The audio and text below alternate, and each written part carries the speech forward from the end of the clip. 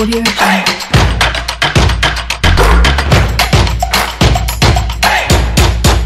Le portail du football européen sur Sport FM. Les Pays-Bas fait leur comeback en Coupe du Monde après le cauchemar de 2018. Les Bataves restent la 9e nation du vieux continent à se qualifier pour voir le Qatar.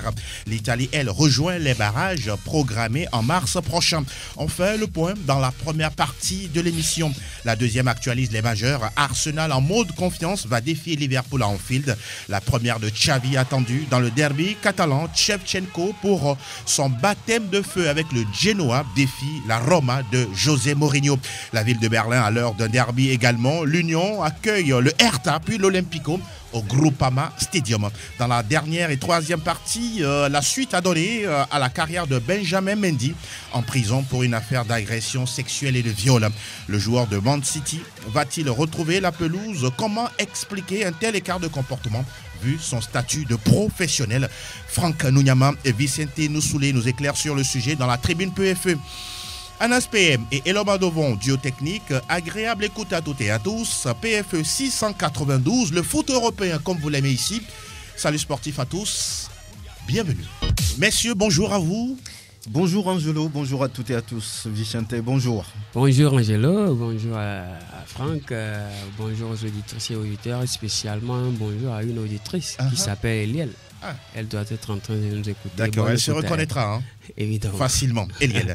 Bonjour à vous et merci de la fidélité. Alors, avant de démarrer cette émission, nous ouvrons la fenêtre des éliminatoires du Mondial Qatar 2022 et nous parlons de la qualification des Pays-Bas. Oui, la dernière fois, beaucoup d'observateurs ont eu peur pour la sélection emmenée par Louis van Gaal. Est-ce qu'elle va se qualifier ou bien se louper ou peut-être même être reversée dans la classe des barragistes? Mais la dernière fois, on a vu que les Bataves se sont imposés avec la manière, même si c'était compliqué.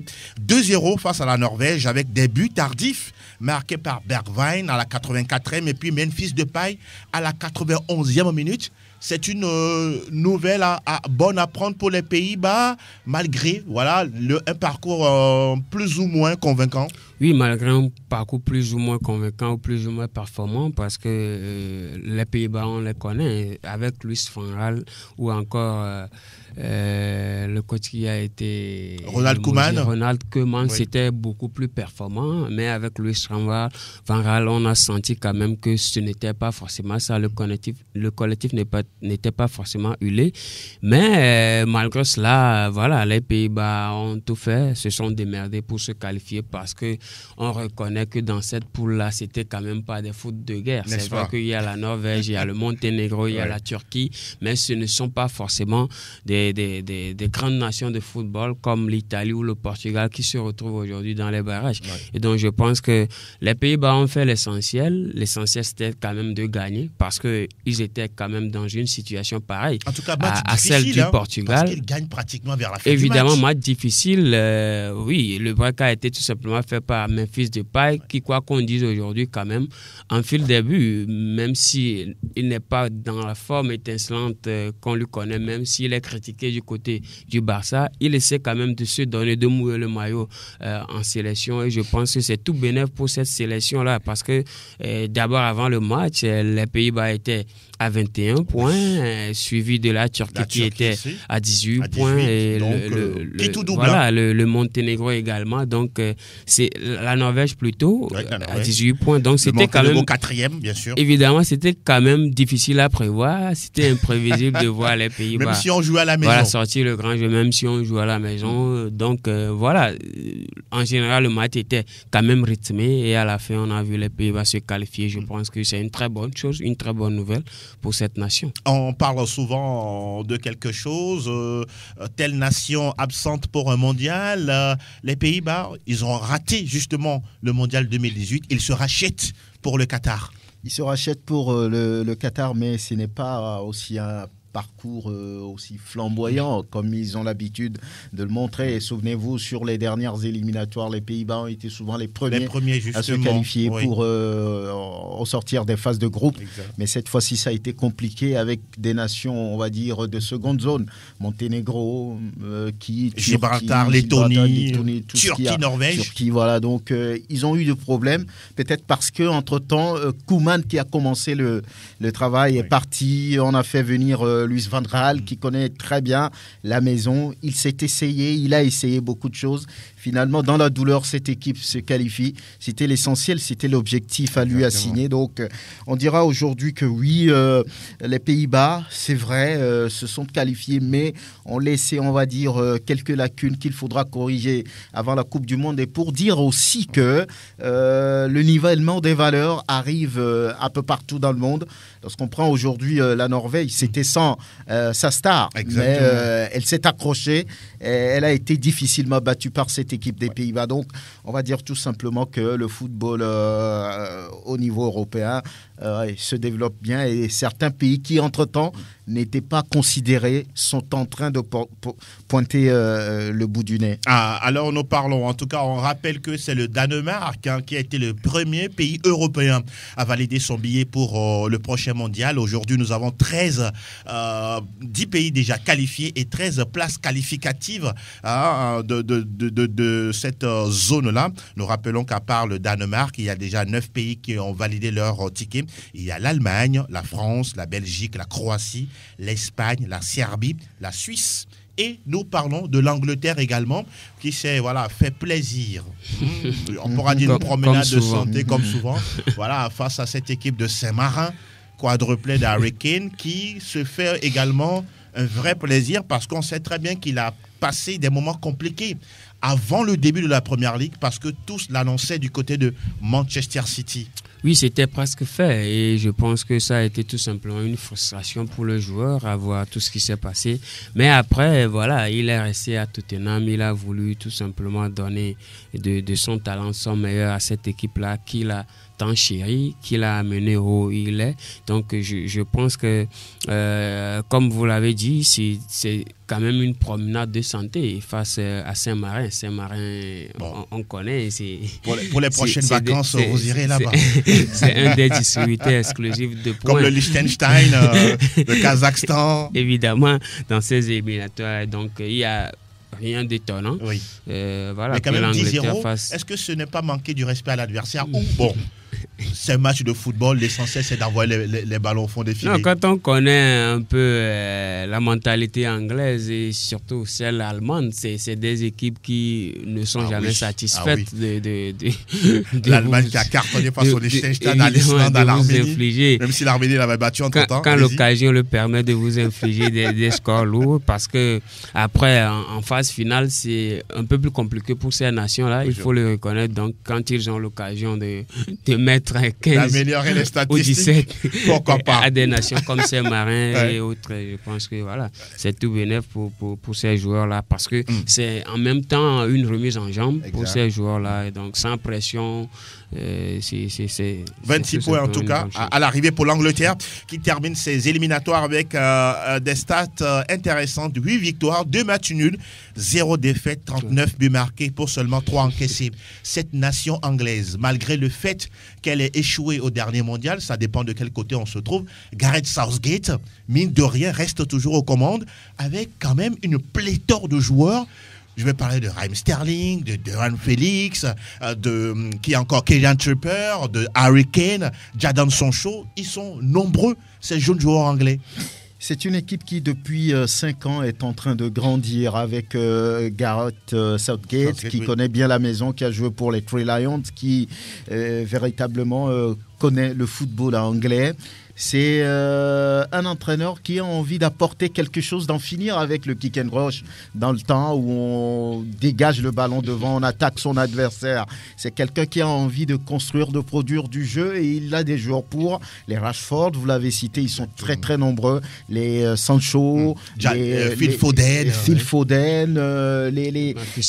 ils sont très très nombreux. Donc il a hérité, on va dire, d'une génération assez intéressante. La preuve, la dernière Coupe du Monde, il a terminé dans les 4 premiers. Exactement. Pour vous dire tout simplement que cette équipe est en train d'évoluer, est en train de, on va dire, mettre sa patte, on va dire, quelque part sur le football mondial. Aujourd'hui, les Three Lions sont regardés quelque part avec respect.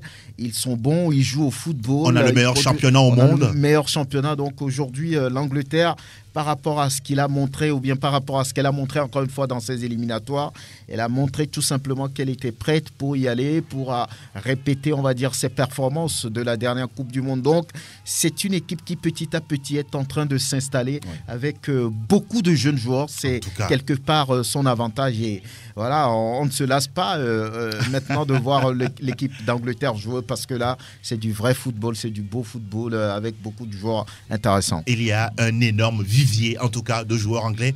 Est-ce aujourd'hui trop osé de dire qu'on souhaiterait voir l'Angleterre gagner un trophée majeur? C'est vrai, Mancini n'avait pas une équipe tout feu, tout flamme, mais il a quand même osé en sortant des joueurs comme Jorginho, par exemple, et arriver à gagner l'Euro. Southgate ne peut-il pas aussi oser et permettre à l'Angleterre de gagner enfin un trophée majeur? Pour moi, ça doit être le prochain cap. Parce que Franck l'a dit, en 2018, c'était quand même la demi-finale. Oui. En 2021, on a vu l'Angleterre se hisser à l'Euro. Exactement. Donc, pour moi, perdu à la maison. Perdu à la maison, avec beaucoup de frustration du côté de ces joueurs-là. Mais donc, pour moi, logiquement, le prochain cap devait être décroché un titre international pour l'Angleterre. Parce que depuis 1966, l'Angleterre ne s'est plus hissée au Graal. Donc, je pense que, pour moi, c'est dans la logique du fait des choses. Oui. Maintenant, il y a beaucoup de paramètres qui entrent en ligne de compte qu'il ne faut pas aussi oublier. C'est vrai qu'on a cité un pléthore de joueurs intéressants tout de suite. Mais en même temps, est-ce qu'il y a une mayonnaise qui se crée vraiment? Il y a une symbiose qui se crée vraiment? Parce qu'aujourd'hui, le défi, c'est que Southgate a plusieurs possibilités de systèmes de jeu à employer. Donc, ça devient quand même difficile pour le coach quand vous avez... Un problème de riche? Évidemment, quand vous avez voilà, un énorme vivier de joueurs intéressants, de stars comme cela, c'est difficile pour vous de faire des choix qui fassent l'unanimité. Et donc, surtout gagner à la fin. Je pense que c'est ça le défi de l'Angleterre aujourd'hui. Mais je pense qu'avec ce potentiel-là, l'Angleterre peut être candidat. Pourquoi pas à la finale de la Coupe du Monde Qatar 2022. Mais ce sera quand même difficile parce que vous avez évoqué Mancini. Mancini a essayé beaucoup de choses avant d'arriver là. Donc, je pense qu'il faut être aussi patient avec Gareth Southgate parce qu'il est arrivé avec une politique très intéressante. Et donc, peut-être, même si pas l'année prochaine, pourquoi pas dans les années à venir. Et figurez-vous que la fédération va augmenter son salaire et va devenir le sélectionneur le mieux payé au monde. On parle de 7 à 8 millions d'euros par année. Rien que pour lui. On a vu ça, c'est intéressant parce qu'il est en train de construire quelque chose avec les Three Lions. C'est un adepte du 3-5-2, mais lorsque vous voyez l'Angleterre jouer, parfois ça devient dans l'animation un 3-4-3 ou bien un 4-3-3. Donc c'est quelqu'un qui a envie quand même d'apporter autre chose aujourd'hui à l'Angleterre pour s'installer dans le monde du football. Et pour le moment, ça va bien. Maintenant, comme tout le monde l'a dit, l'Angleterre, c'est depuis 66. Exact. Ça date déjà une Coupe du Monde gagnée en 66. C'est vraiment un trophée désormais poussiéreux. Et il faut aller chercher autre chose et normalement, il devrait pouvoir gagner quelque chose avec cette génération. Sinon, ce serait pour moi une génération perdue, un échec.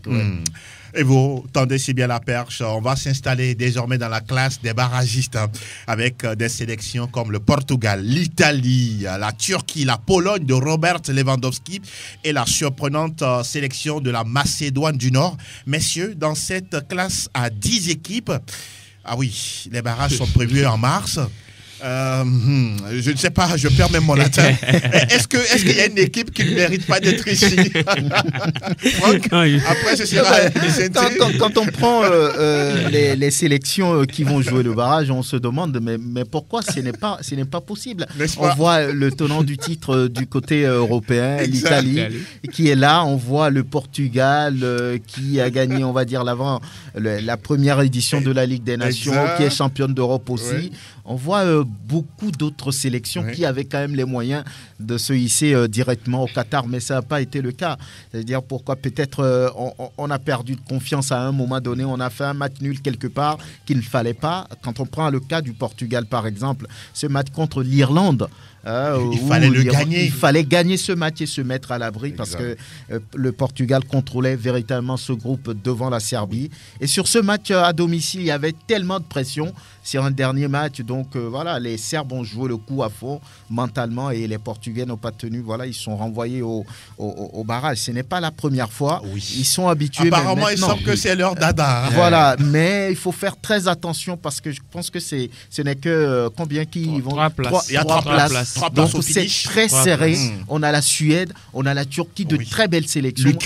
L'Ukraine, il faut faire très attention. Et puis l'Italie également. Sans oublier la Pologne de Robert Lewandowski. On l'a dit la dernière fois, l'Italie avait un match compliqué en Irlande, alors que la Suisse recevait la Bulgarie, qui n'avait plus rien à donner sur l'échiquier européen mondial depuis très longtemps, à part l'époque de Hristo Stoichkov. La Bulgarie ne montre plus rien depuis un bon bout de temps. Donc c'était plus facile pour la Nati d'accéder directement à cette Coupe du Monde. Et comme on l'avait dit, l'Italie a été accrochée. Voilà, donc il faut se remettre en cause avant mars, sinon c'est dangereux. Ah oui, c'est dangereux. La République tchèque également est dans le lot. Et puis l'Autriche, les 2 meilleures nations de la dernière Ligue des Nations. On aura 3 tableaux de 4, les demi-finales 24-25. Match retour prévu 28 et 29. Et puis voilà, comme on l'a dit, les 3 derniers billets européens iront aux vainqueurs des 3 finales. Le suspense, il est entier, Vicente. Oui, le suspense, il est entier. Ce sera un parcours de périlleux, un parcours de persévérant, de courageux, parce que sur 12 nations, il n'y a que 3 billets qui sont disponibles. Donc voilà, quand nous rappelons que l'Europe n'a droit qu'à 13 pays qualifiés. Oui, 13 pays qualifiés, un peu le double de ce qu'on présente en Afrique. Et donc, ça, c'est un petit coup d'œil.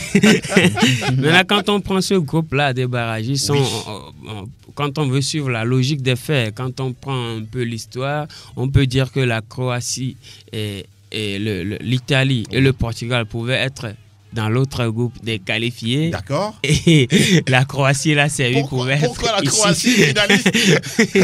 Oui, bon, en termes d'histoire, parce que voilà, par rapport à l'Italie, mais vous voyez, le football, c'est sur le terrain, c'est ce qui s'est passé. Maintenant, ça va être dur pour le Portugal, qui est un habitué des éliminateurs. On a vu Cristiano Ronaldo sortir le grand jeu souvent, mais ce ne sera plus aussi facile.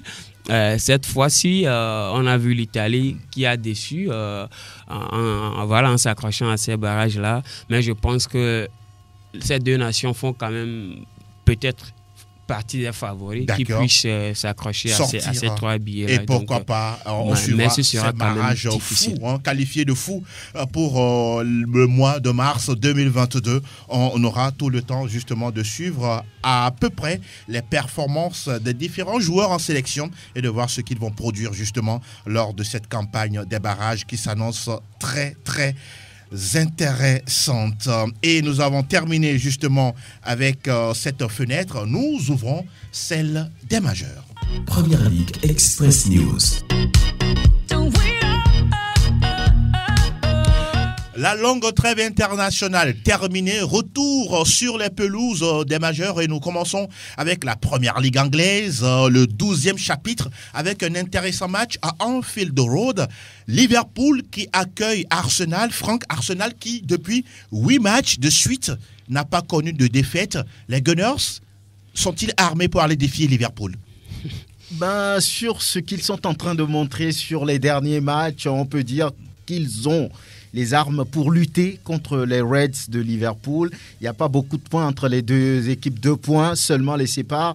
Ils sont, je crois, 4e, 5e au classement. Donc, ce qui veut dire que c'est 2 clubs qui sont très proches au vu de performances alignées dans le championnat depuis un mois. Donc, sur, on va dire, le côté performance, on peut dire que Liverpool est un peu devant, est un peu favori par rapport à cette équipe d'Arsenal qui, c'est vrai, essaie de revenir dans la course, essaie de proposer du jeu et de gagner des matchs.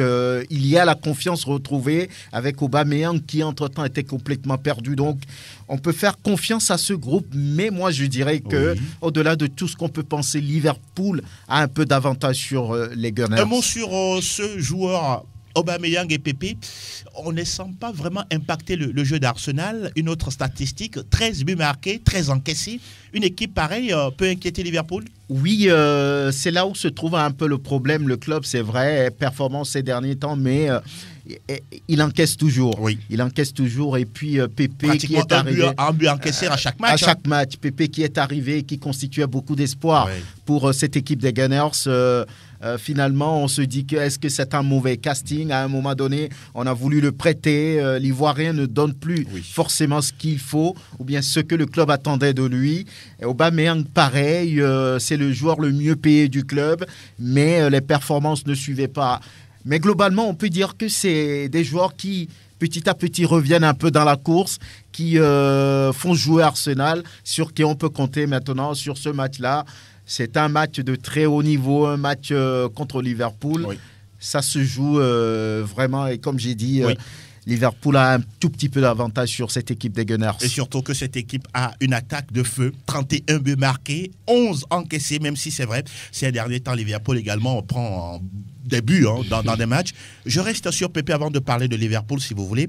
Pepe, 7 matchs en Première Ligue, 0 but marqué, une seule passe décisive. Ce joueur vous déçoit? Oui, plus ou moins, parce que déjà, il est annoncé sur le départ. Il n'est pas forcément dans les plans de Mikel Arteta pour les prochaines saisons. Et donc, c'est un joueur qui, personnellement, m'a déçu parce que, vu ce qu'il avait fait en Ligue 1, c'était époustouflant. Tout le monde s'attendait à une carrière assez flamboyante. Mais malheureusement, à son arrivée... Nous parlons d'un joueur de 26 ans. Hein. Oui, d'un joueur de 26 ans, mais en même temps, il faut quand même voir des joueurs de sa tranche d'âge, comme les Kylian Mbappé, qui sont d'ailleurs plus jeunes, qui sont d'ailleurs plus jeunes que lui, comme Vinicius Junior aujourd'hui, qui font des choses extraordinaires, alors que le talent, il n'en manque pas. Donc, je pense qu'aujourd'hui, Nicolas Pepe... 80 millions d'euros sur lui. Évidemment, c'est ce que j'allais dire. Mettre une telle somme sur un joueur et voilà. Ne rien donner sur le terrain. Qui ne donne rien en termes de résultats. Je pense que c'est quand même décevant. Wenger, s'il était là, il n'allait pas l'acheter en tout cas. Mais en même temps, il faut reconnaître qu'il avait un très bon CV. Hein. Il avait quand même fait quelque chose d'époustouflant, d'énorme en Ligue 1. La Ligue 1 n'est pas le championnat anglais. Certes, mais aujourd'hui, on voit qu'il y a plusieurs joueurs en Ligue 1 qui sont énormes. Hein. Il y a Kylian Mbappé, il y a Dimitri Payet, il y a des joueurs qui ont été tout simplement énormes. Mais surcoté...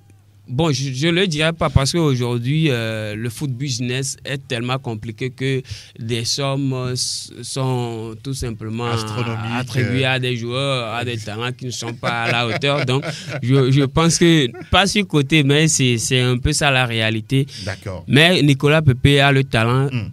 Donc, je pense qu'il n'a plus vraiment son avenir à Arsenal. Hein, il va devoir se chercher ailleurs et je pense que ce sera une très bonne chose pour lui. Sinon, à Arsenal, déjà, il ne sera plus dans les plans de Mikel Arteta et donc il va chercher ailleurs. Et cette équipe de Liverpool, vous la voyez comment face à cette équipe d'Arsenal? Non, un peu au-dessus d'Arsenal, même si Arsenal est dans une suite logique, dans une très bonne suite, 8 matchs de suite sans défaite. Mais il faut quand même reconnaître que face à Liverpool, Arsenal a gagné un seul match sur les 11 dernières rencontres. Donc ça ne va pas forcément en faveur d'Arsenal. Mais en même temps, Liverpool semble perdre certains joueurs contre Arsenal ce week-end parce que Sadio Mané et Anderson ont senti quelques coups en devoir international. Il y a aussi Firmino qui ne sera pas du retour. Naby Keita trop juste pour ce match-là. Et donc, je pense que peut-être avec ces absences-là, Arsenal peut se targuer de faire quelque chose face à Liverpool. Mais en même temps, il y aura 2 absences du côté d'Arsenal. Kolasinac et Granit Xhaka qui aussi ne sont pas forcément sûrs de jouer cette rencontre-là. Mais il faut quand même reconnaître que Liverpool sera quand même au-dessus parce que c'est un choc de haut tableau entre 4e Et le 5e. Et nous parlons de ce match entre Manchester City qui reçoit Everton, ce sera dimanche. Leicester face à Chelsea. Là aussi, c'est un match très intéressant. Les Foxes et les Blues qui, justement, vont jouer ce match avec un certain Edouard Mendy qui n'est pas d'accord qu'on les confonde, les Mendy, par la presse. Par rapport à ce qui se On passe. reviendra tout à l'heure pour parler justement des Mendy. Et puis Aston Villa, Franck Lunyama pour la première de Steven Gerrard sur le banc. Joue contre Brighton. Oui, je crois qu'il va vouloir, on va dire, s'installer, faire un tout petit peu ce qu'il a fait du côté de l'Écosse, où il a été champion avec Glasgow, si je me trompe. Donc, c'est une première pour lui, une première en tant qu'entraîneur en Angleterre dans la Première Ligue. Ça fait quand même spécial. Hein? Oui, ça fait spécial. C'est une maison qu'il connaît, qu'il maîtrise, connaît le football anglais, la mentalité, comment ça joue. Et j'espère pour lui qu'il va essayer de relever les Villains qui sont en difficulté. Au fond du trou. Au fond du trou. Donc, il va falloir redonner confiance à un groupe totalement perdu. Oui. Il va falloir apporter un nouveau discours. Il va falloir peut-être apporter une nouvelle philosophie de jeu. Parce que ce qu'ils faisaient dans le temps ne marche pas. La preuve, ils sont forcément dans le trou. Donc, Steven Gerrard, je pense qu'il a les moyens quand même d'aller faire quelque chose. C'est très difficile de pouvoir relever des clubs aussi plongés. Voilà. Mais quand vous le faites aussi. Quand on le fait, je pense qu'il a été joueur. Il doit connaître un peu ce qui se passe avec ce club. Et j'ai envie de dire qu'il peut faire quelque chose s'il reste dans la durée dans ce club. Good luck, hein, Mr. Steven Gerrard, pour votre match face à Brighton. Ce sera samedi à 15h du côté de la Première Ligue anglaise. Nous avons fini avec la langue de Shakespeare. Cette fois-ci, nous parlons la langue de Cervantes. Aquí está la Liga Española. Le championnat d'Espagne avec le déplacement du Real Madrid en Grenade. On ne sait pas qu'est-ce qu'il va se passer. Est-ce qu'il y aura justement des éclaboussements ou soit de la bousculade dans les rangs de Carlo Ancelotti? Ça fait sourire Vicente Nusle. Alors, le Real, avec ses joueurs internationaux sollicités de gauche à droite, vous vous attendez à quelle facture de la part des merengues? Déjà, moi, je pense que Carlo Ancelotti va beaucoup miser plus sur un turnover parce que c'est vrai que c'est Grenade, une équipe du bas tableau, mais qui dérange quand même les grands. Oui. Donc, le Barça en sait quelque chose. Voilà, le Barça en sait quelque chose, évidemment. Mais je pense qu'il va falloir s'appuyer sur un turnover, faire tourner l'équipe parce qu'il y a beaucoup de joueurs comme ça surtout qui sont fatigués, évidemment, qui vont venir très fatigués. Donc, je pense que le Real, avec même un turnover, peut tout simplement... Ça devrait passer pour vous. Faire l'affaire. Donc, il n'y a pas matière à beaucoup réfléchir. Même je vous vois très à l'aise quand vous parlez de votre Real Madrid. Même si c'est Grenade, parce qu'aujourd'hui, le Real est l'une des meilleures équipes en Espagne avec Benzema, meilleur buteur, Vinicius qui est tout simplement sur la lune. Oui, le dieu gagnant aujourd'hui. Donc, je pense que c'est vrai qu'il y aura des journées compliquées, mais à l'instant T, c'est quand même le Real Madrid. Il ne va pas falloir friponner face à une équipe de Grenade. Je vois, je pense qu'il n'y a pas match. J'ai envie de dire qu'il n'y a pas match entre le deuxième et puis, je crois, le 10e ou le 17e au classement. Il y a 16 points entre les deux clubs. Oui, depuis le début de la saison. Mais attention ne pas dormir sur ses lauriers. Sur ses lauriers, depuis le début de la saison, qu'est-ce qu'il a fait ce club? 2 victoires, 5 nuls, 5 perdus. Donc, ils n'ont pas forcément les armes sur le papier de pouvoir déranger un Real Madrid qui est en forme avec, comme Vicente l'a dit, un Vinicius, un Karim Benzema qui font bien le boulot. Donc, c'est un match complètement déséquilibré. Maintenant, on le sait, le Real, parfois, quand on l'attend, c'est en ce moment qu'ils connaissent la déroute. Donc, il faut faire très attention face à ces clubs de bas du tableau qui, sur ces genres de matchs, serrent les dents pour pouvoir accrocher quelque chose. On verra si les joueurs de Grenade vont dégoupiller la Grenade. Le match a lieu dimanche à 15h15. Séville, en tout cas, une des équipes intéressantes en ce début de saison qui joue à la maison face à Alaves au Sanchez Pizjuán. Ce sera samedi à 15h15 et pour la 14e journée de cette Liga.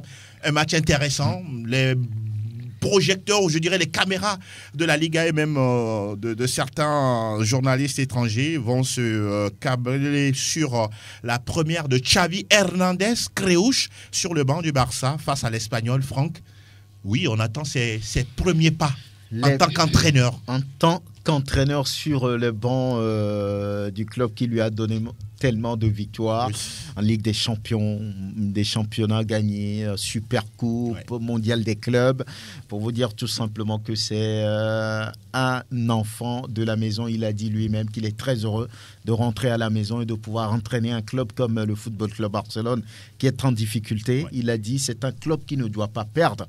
Le Football Club Barcelone même pas de nul, hein. Non, le Football Club Barcelone, selon lui, doit gagner tout ce qui se trouve sur son passage. Il doit pouvoir gagner des points, il doit pouvoir gagner des matchs. Et il a dit qu'il s'est expliqué, il a parlé avec les joueurs, et il leur a dit ce qu'il veut faire, ses ambitions, sa vision de jeu, tout ce qu'il veut apporter à cette équipe. On espère pour lui que c'est vraiment lui l'oiseau rare, c'est vraiment lui qui puisse redresser une équipe à la dérive entre griffes. Donc Xavi, il est attendu. Forcément, donc, dans ce match, il est 9e, l'Espagnol est 10e. Donc, c'est un derby, voilà, on peut le dire, catalan. Donc, beaucoup de chance pour lui, beaucoup de courage. Quand on sait que Koeman était aussi de la maison, exactement, mais n'a pas réussi. Il n'a pas réussi. Grosse pression sur Xavi avec ce match prévu ou programmé à 20h, temps universel. Et c'est déjà ce samedi au Nou Camp. Et nous filons désormais dans le pays de Freud. Willkommen zum Total Bundesliga. Total Bundesliga. Là aussi, on parlait tout à l'heure de derby en Catalogne ou en Espagne, et là aussi en Italie, non pardon, en Allemagne, il y a également un derby et ça va se dérouler dans la ville de Berlin. Et voilà, donc c'est la 12e journée et l'Union Berlin qui joue contre le Hertha. Normalement, ça doit pouvoir marcher pour le plus expérimenté des deux clubs. On veut parler de Hertha, mais l'Union, depuis son arrivée en première division, essaie de grandir, essaie de gagner des galons chaque saison. Et c'est un match qui s'annonce intéressant. N'est-ce pas ? On avait parlé de cette équipe lorsqu'elle devait affronter le Bayern de Munich. Il semblait que c'était une équipe réputée, difficile, compliquée à jouer. Mais à l'arrivée, le Bayern a gagné. Maintenant, le Hertha n'est pas bien ces derniers temps. Donc, c'est un match très attendu, un derby très attendu. On verra bien celui-là qui pourrait faire la différence. Mais c'est une journée, 12e journée qui commence dès ce soir avec ce match entre Augsbourg et puis le Bayern. C'est un match déséquilibré entre le leader et le 16e au classement. Donc on se dit que ça va pouvoir réussir pour les Bavarois. Demain, samedi, le Borussia Dortmund, 2e au classement, qui accueille Stuttgart, 15e. Attention à Stuttgart.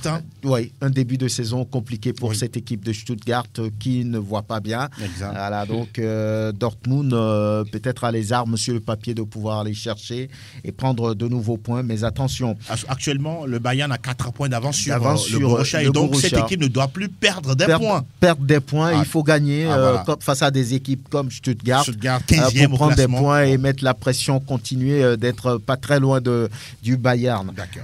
Le club d'Ilas Bebou Offenheim joue contre Leipzig.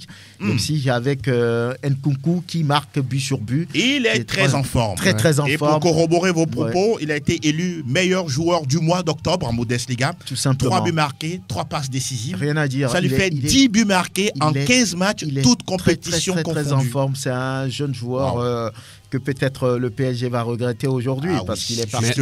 Mais formé par le PSG. Voilà. Donc c'est un joueur qui est à l'aise, qui fait des gestes techniques extraordinaires, très en forme. Donc attention à Offenheim face à Leipzig. Leverkusen joue contre Bochum, l'un des promus, qui montre peut-être une certaine solidité. 12e au classement. Ça va mieux. Ça va mieux pour cette équipe. Attention à Leverkusen.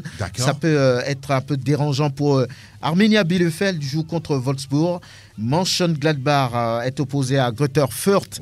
Tout le monde se dit que c'est un match facile. Le dernier Greuther Fürth n'a rien montré pour le moment. Et puis dimanche, il y a 2 matchs. Fribourg contre Francfort. Fribourg qui est le 3e au classement joue contre Francfort 14e, ce qui veut dire que ça devrait marcher pour Fribourg, mais attention. Et puis le dernier match de cette 12e journée, c'est ce match entre Mayence et puis Cologne. On connaît votre légendaire prudence, Franck Nouyama, mais on est à 10 jours pile poil pour la récompense du Ballon d'Or 2021.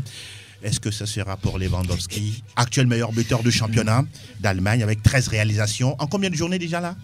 11 journées. Oui, en attendant la 12e. Bon, on ne sait pas. Je ne vais pas vous donner la parole là-dessus. Michel, ne me regardez pas. Vous n'aurez pas la parole là-dessus. Mais dans 10 jours, on saura exactement qui sera le Ballon d'Or France Football 2021. Mais beaucoup pensent à dire que oui, ce sera pour le Polonais du Bayern Munich, Robert Lewandowski. Certains parlent de Léonidas, c'est ça? Oui. Ça vous fait sourire. Fertig für Bundesliga. Désormais, nous atterrissons où, Anas? Benvenuto Calcio Italia. Le championnat d'Italie, en tout cas très intéressant et tout aussi homogène au classement. On va s'intéresser à une première également d'Andriy Shevchenko. Shevchenko en 2002-2003 a gagné la Ligue des Champions avec Carlo Ancelotti, comme des joueurs comme Pippo Inzaghi, comme Gattuso, comme Pirlo, comme Clarence Seedorf. Tous ces joueurs que je viens de citer ont fini entraîneurs de club. Shevchenko prend pour la première fois le Genoa et son premier adversaire, c'est la Roma de José Mourinho. Oui, déjà d'entrée, un test compliqué parce que c'est vrai que José Mourinho, depuis qu'il est arrivé de l'autre côté de la ville éternelle, il a tout simplement apporté beaucoup de choses. La Roma avait perdu de cette verve-là. Donc, avec José Mourinho, on sait, avec tout le discours qui va avec des joueurs, certains recrutements qu'il a fait. Donc, je pense qu'aujourd'hui, la Roma se positionne.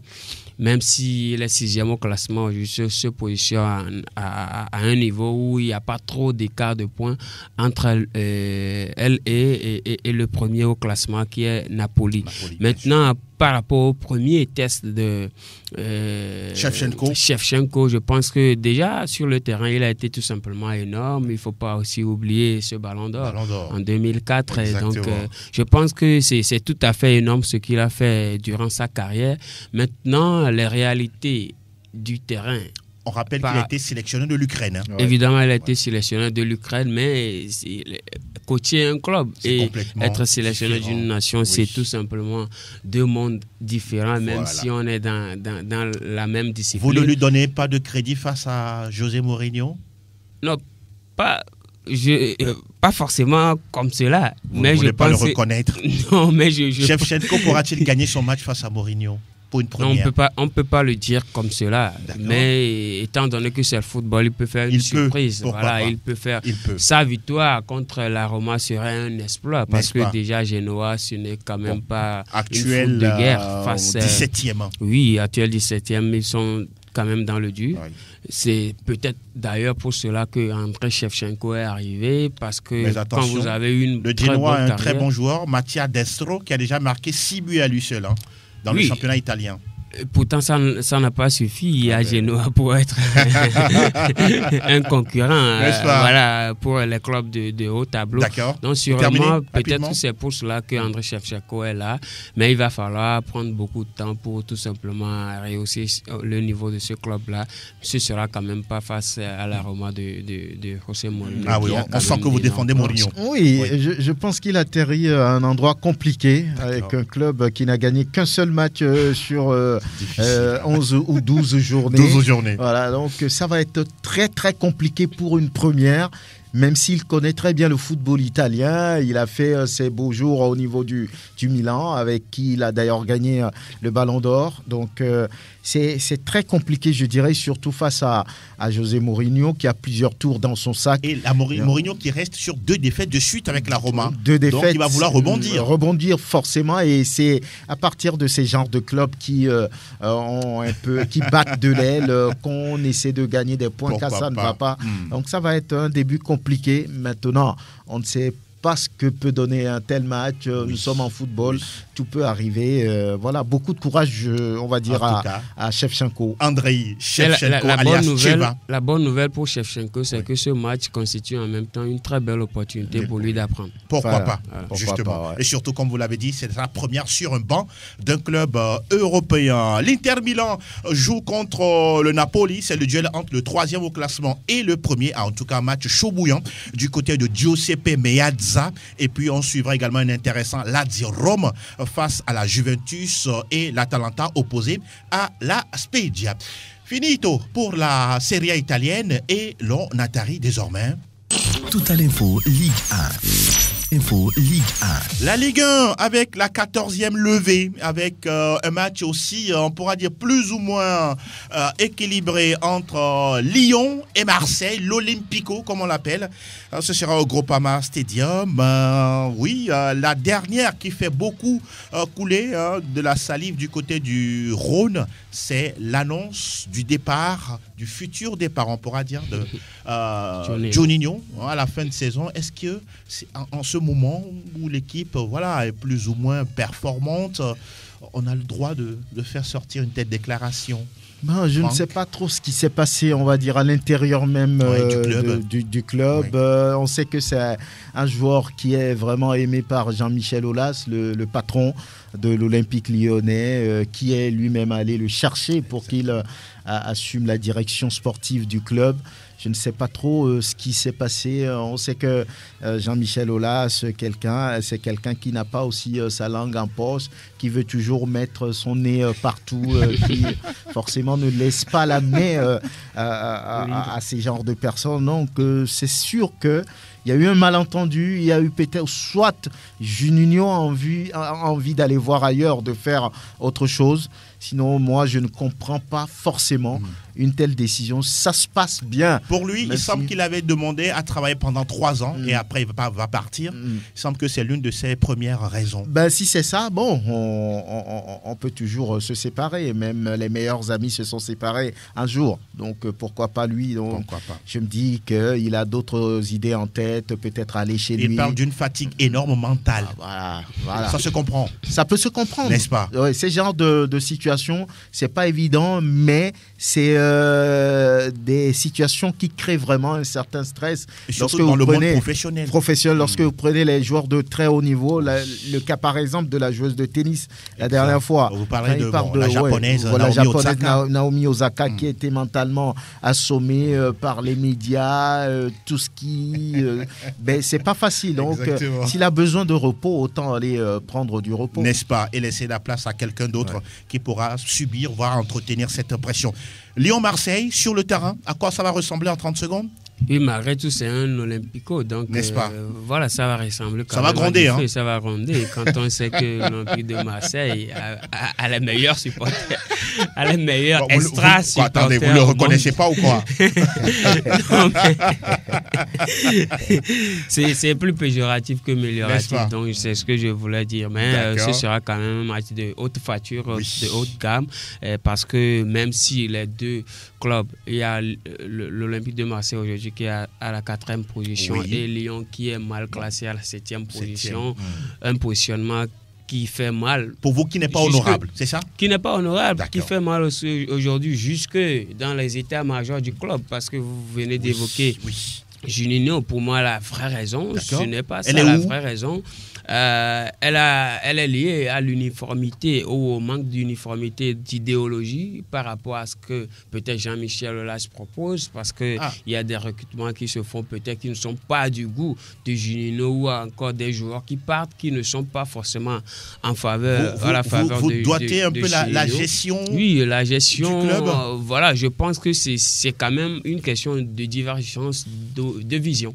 D'accord. S'il faut le dire ainsi. Donc, il a sorti le mot, divergence de vision. Mais sur le terrain, je pense que ça va quand même gronder, parce qu'on a quand même des joueurs intéressants, que ce soit du côté de Lyon, que du côté de Marseille. Je pense que ce sera quand même un derby à suivre de près. Pourquoi pas? Et du côté lyonnais, on a par exemple Karl Toko Ekambi ou Semawa ou encore Lucas Paqueta. Côté marseillais, On a la Guendouzi, l'incontournable, on a le Payet, voilà. Dimitri Payet, vous avez tout dit. un des meilleurs joueurs au monde. N'est-ce pas? Ouais. Un des meilleurs joueurs au monde. Ouais. Ah oui, ça se comprend. En tout cas, quand on regarde le football, c'est un joueur extraordinaire. En tout cas, quand il est en forme. Brest, 17e, recevra la formation de Lens également, qui fait un très bon début de saison. On ne sait pas si on durera encore au début, puisqu'on joue la 14e journée. Mais en tout cas, c'est une belle équipe des sang et or qui fait du bien dans cette Ligue 1 française. C'est terminé pour le tour des majeurs. Cette fois-ci, on papote un peu. Plateau Foot Europe sur Sport FM. La tribune où les spécialistes disent tout haut ce que le public pense tout bas.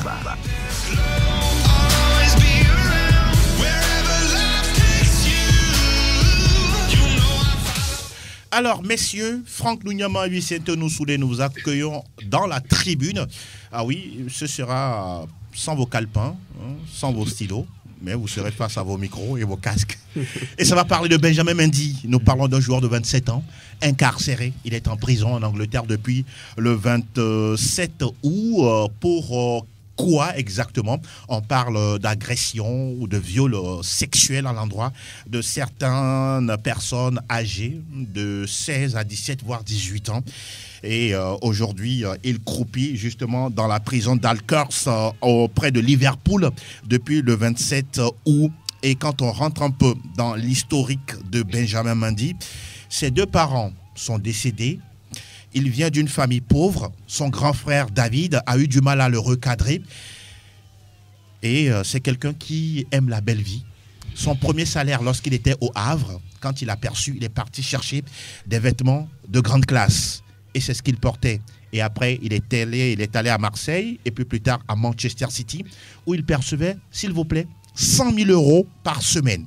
Wow. Ça fait 65 millions de francs CFA au minimum. Aujourd'hui, il est en prison. Il ne perçoit que 5 000 francs CFA pour des travaux de recyclage de déchets, CFA. De fabrication, bien sûr. L'équivalent de 8 euros. C'est ce qu'il perçoit parce qu'il est en prison. Alors, la question que l'on se pose, comment un joueur, le défenseur le plus cher du monde à l'époque, champion du monde avec la France, peut tomber dans des situations aussi gravissimes?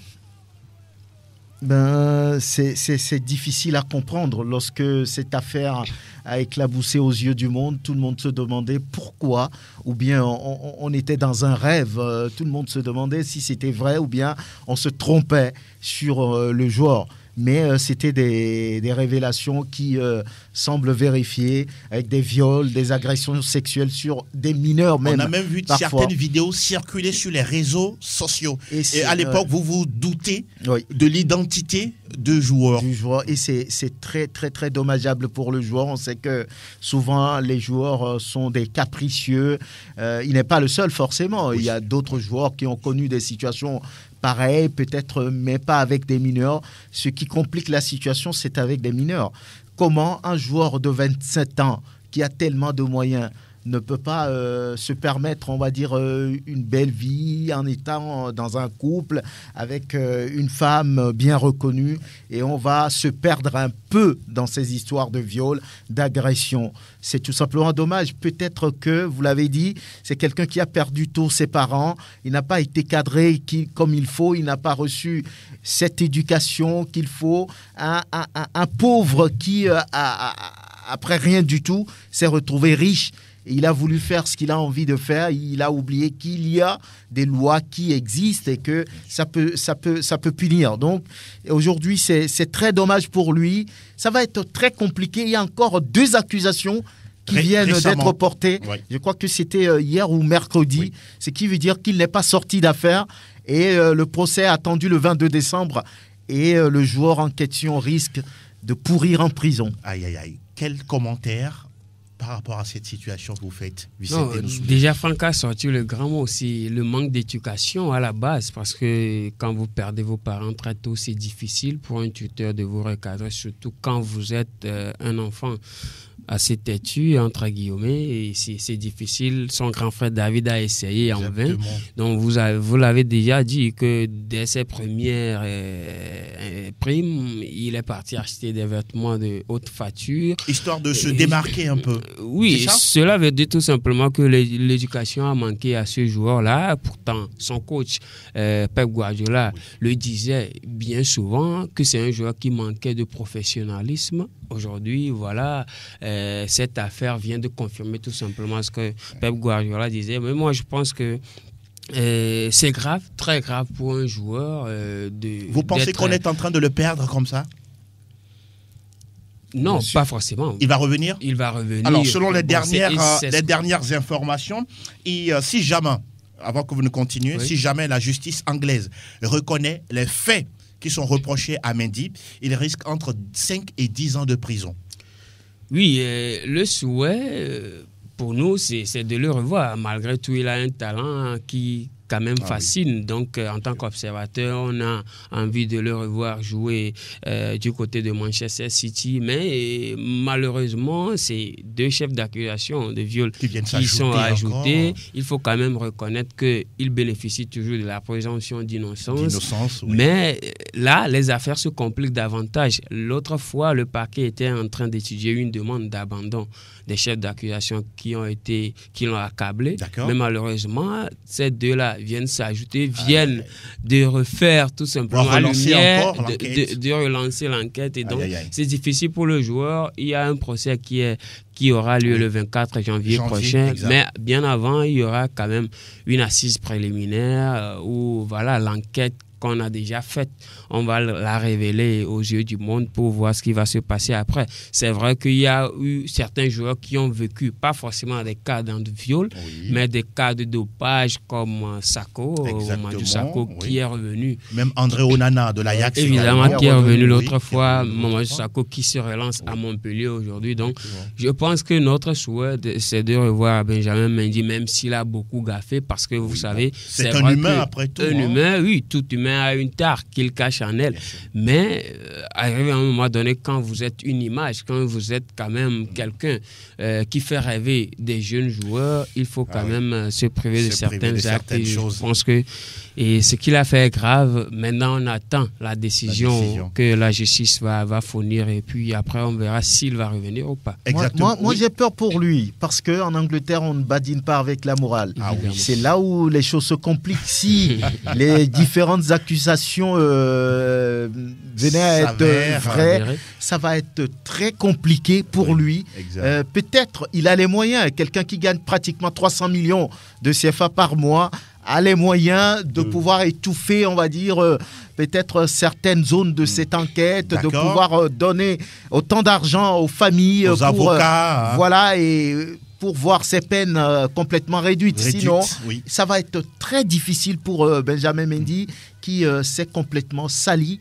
On le savait, c'est quelqu'un qui aime la belle vie, vous l'avez dit. Et à un moment donné, il a pris pratiquement du poids et Pep ne lui faisait plus confiance. Donc, c'est compliqué maintenant. Beaucoup de chance et beaucoup de courage pour lui. Si jamais il est blanchi dans cette affaire, vous pensez qu'il restera à Manchester City ou un autre club pourra lui ouvrir les portes? Bon, de toutes les façons, il reste un compétiteur. C'est à lui de pouvoir montrer qu'il a changé. On peut se remettre d'un tel coup? On peut se remettre. Il y a des gens qui ont connu des situations plus difficiles. Il a quand même pas tué. C'est vrai que le viol n'est pas à conseiller ou bien c'est un crime. C'est un crime. C'est un crime. Mais il y a d'autres qui s'en sont remis. Maintenant, c'est à lui, s'il est blanchi, de montrer qu'il va changer, qu'il a envie de changer. Sinon, il s'est sali complètement. Voilà. Et certains clubs ne voudraient pas de joueurs comme ça au sein de leur effectif. 30 secondes. Pour moi, ce serait plus compliqué pour lui si Pep Guardiola demeure toujours l'entraîneur de City parce qu'on connaît un peu la rigueur de ce monsieur, le professionnalisme qu'il met dans ce travail. Donc, je pense qu'il a déjà trouvé un remplaçant pour lui. Hein. Maintenant, il peut rebondir ailleurs comme Mamadou Sakho l'a fait en France, en Turquie, aux Pays-Bas ou même en Angleterre dans un club moins huppé que Manchester City. Mais j'imagine, alors qu'il touchera le ballon sur une pelouse d'Angleterre, les sifflets. Oui. On imagine il faut avoir le moral pour supporter. Il faut avoir cela. le moral et le mental de supporter tout ça. Messieurs, mille merci d'être restés des nôtres aujourd'hui. Merci, ça a été un plaisir. Merci infiniment pour votre disponibilité. Excellent week-end. Ah oui, on salue Fifi Assobavi, Félix Walla et tous les autres chroniqueurs justement qui passent leur temps dans cette émission et à nous écouter également. On se souhaite une belle fin de semaine tout en envoyant un mot de gratitude à Elom Adovan et à Anas PM. On se retrouve lundi, même chaîne, même heure, avec toujours le même plaisir de vous servir. Ciao, ciao.